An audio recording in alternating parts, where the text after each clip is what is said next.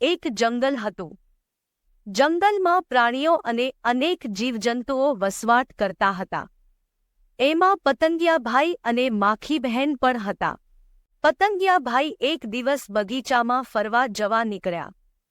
પતંગિયાને જોઈને માખીએ કહ્યું, તમારી સાથે આવો? પતંગિયાભાઈ કહે, ચાલો ને, એક કરતા બે ભલા. બંને વચ્ચે દોસ્તી થઈ ગઈ. પતંગિયું બગીચામાં પોતાની સાથે માખીને લઈને ગયું. પતંગિયાભાઈએ માખીને કહ્યું, અહીં ફૂલોમાંથી મધ ચૂસવા આવ્યો છું. માખી બહેન, તમે પણ મધ ચાખો, સ્વાદિષ્ટ લાગશે. બગીચામાં સુંદર રંગબેરંગી ફૂલો ખીલ્યા હતા. પતંગિયાએ ફૂલ પાસે જઈને મધ ચૂસવાનું શરૂ કર્યું. માખીબહેન પણ તે મુજબ કરવા લાગ્યા.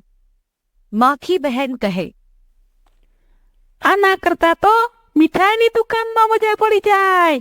પતંગિયાભાઈ, મારી સાથે ચાલો, હું તમને સરસ ભોજન જમાડીશ. પતંગિયાભાઈ બોલ્યા, આજ નહીં, કાલે આવીશ. બંને પોતપોતાના રસ્તે જુદા પડ્યા. ઘર પહોંચ્યા બાદ પતંગિયાભાઈને મમ્મીએ પૂછ્યું, બેટા, કેમ મોડું થયું? મમ્મી, મને આજ માખી બહેન મળ્યા હતા. કયા માખી બેન, મટપુડા વાળા? ના મમ્મી, ઘરમાં રહે તે માખી બહેન. એ મારી સાથે બગીચામાં ફરવા આવ્યા હતા. તેમની સાથે હરવા ફરવામાં આજ મોડું થયું.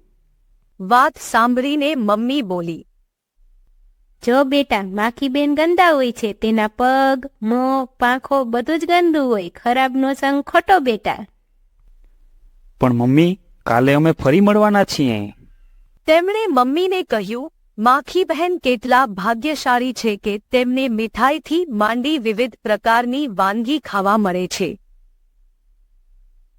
મમ્મીએ ફરી પતંગિયાભાઈને સમજાવ્યું, પણ તે ન માન્યા. બીજા દિવસે પતંગિયાભાઈ માખીબહેન સાથે એક શેઠને બંગલે લઈ ગયા, જ્યાં સરસ મજાનું જમવાનું બન્યું હતું. માખીબહેન કહે,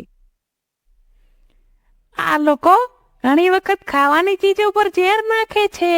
ઝેર ખાવામાં આવે તો આપણા રામ જ રમી જાય. ઝેરનું નામ સાંભળી પતંગિયાભાઈ ગભરાયા અને બોલ્યા, ચાલો, અહીં ન રહેવાય. અને તેઓ આગળ નીકળી ગયા. આગળ જતા ઉકરડો આવ્યો. ત્યાં ગંદકી ખૂબ હતી.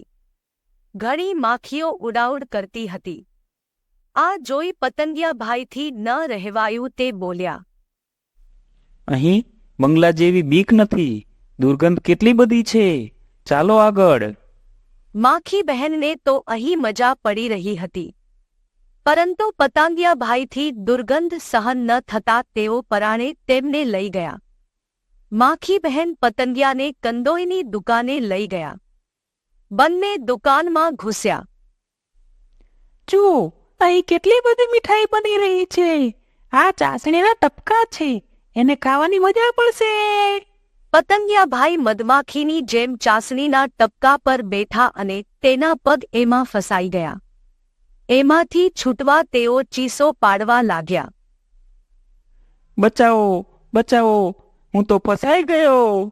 પતંગિયાભાઈને માખીબહેન અને તેમના બીજા સાથીઓએ ભેગા મળી પરાણે બચાવ્યા.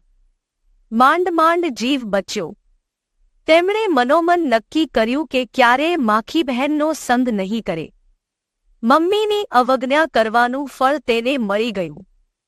ત્યારથી માખી અને પતંગિયાભાઈ સાથે જોવા મળતા નથી.